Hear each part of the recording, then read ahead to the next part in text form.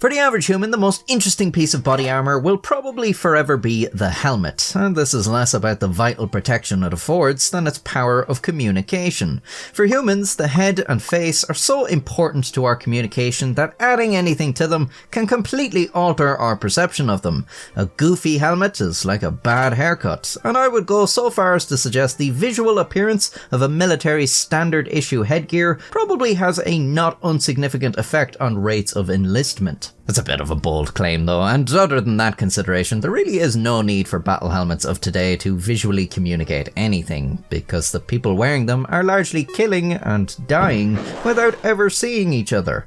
Back in the good old days, when the infantry had to look a man in the eyes before giving him an honest mangling, maybe you wanted your helmet to communicate something like, "I am going to give you this mangling, and by God there is nothing you can do to stop me." Any sort of full-faced helmet was probably a fairly terrifying sight on the battlefield. Seeing expressionless iron where there should be an emotive face is unsettling, but even more unsettling is seeing the expressionless iron cast into a perfectly still, unchanging mimicry of emotion. Perhaps most famously, the samurai had facial armour made from metal and leather that depicted demonic faces. Menpo masks helped secure the kabuto helmet to the wearer's head, and they often featured noses and mouths curled into a battle cry, sharp fangs and mustaches. In Europe, the mid-15th century sallet helmet gradually evolved into the close helmet of the late medieval and Renaissance eras. These helmets featured visors that rotated vertically about the face, and these came in a wide variety of styles and served different purposes. These painted sallets from the 1500s were clearly decorated by a professional craftsman, probably for use in a parade or melee tournament, but the metal itself could be worked into interesting designs, as can be seen with the fluted style of visor. Then there were the so-called grotesque visors. There are actually quite a lot of surviving examples depicting hook-nosed mustachioed men or foul deformed beasts. You may be surprised to see that most of the grotesques seem to lean more towards humorous than fierce looking, but maybe that's just through the perception of our modern minds, which have explored the concepts of horror quite deeply.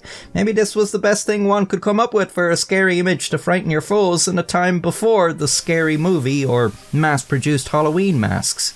A more likely explanation is they look funny because they're supposed to look funny. It's thought these grotesques were intended to amuse people at feasts and festivals and the like. While a lot of them are quite functional and could potentially have served in battle, a cursory glance is enough to tell you most of them were not intended to be taken seriously.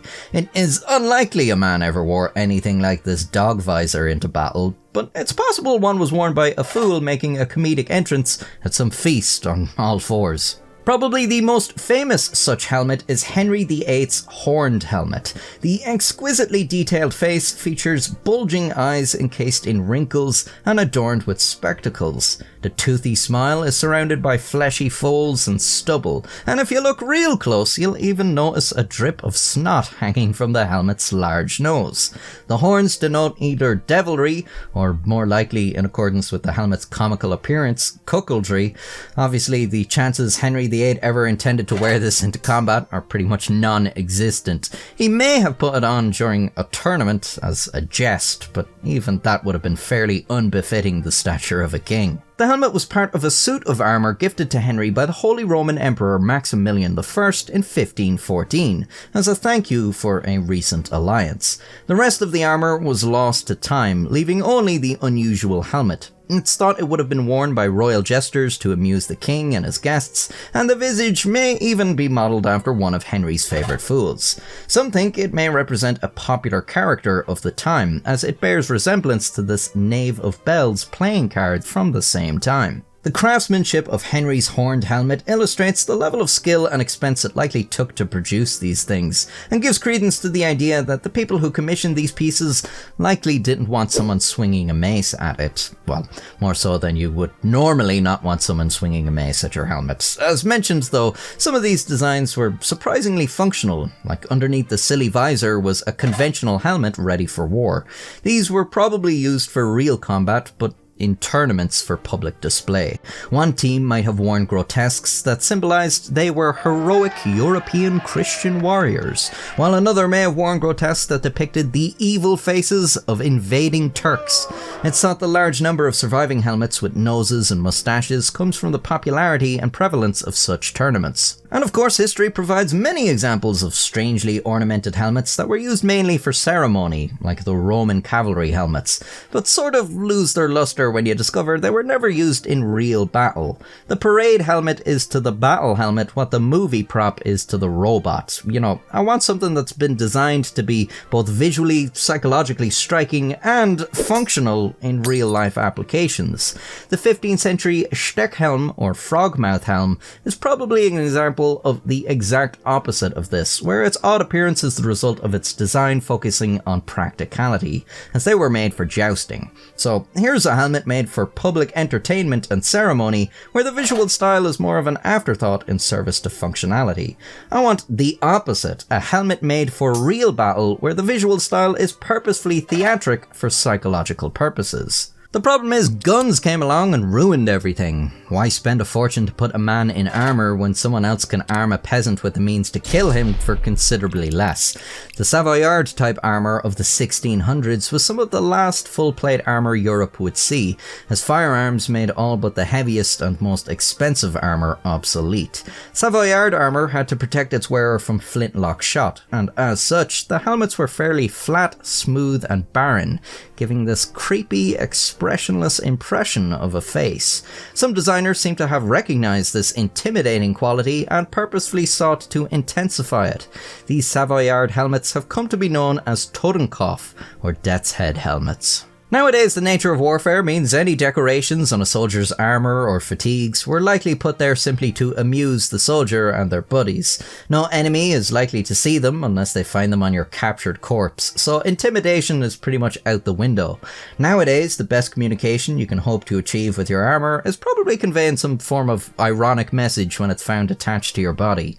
Call it romanticism, but I kind of like the idea that armour would be made to portray its wearer as a non-human entity that is to be feared.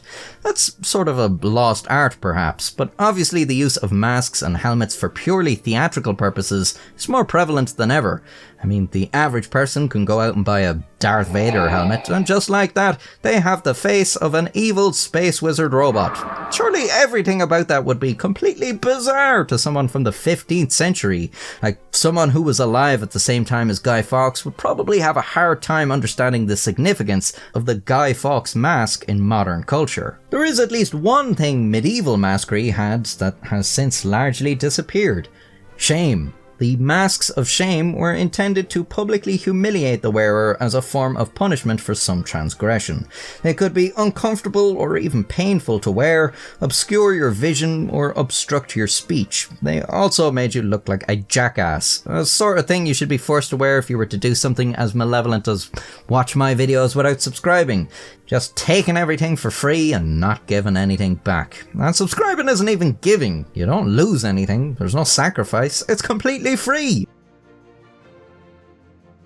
Well, there's the button, you bastard. Until next time, stay safe. Any sort of full-faced helmet was probably a fairly terrifying sight on the battlefield. Ah, Jesus. Maybe this was the best one thing. More so than you would normally not want something. More so than you would normally not want something swinging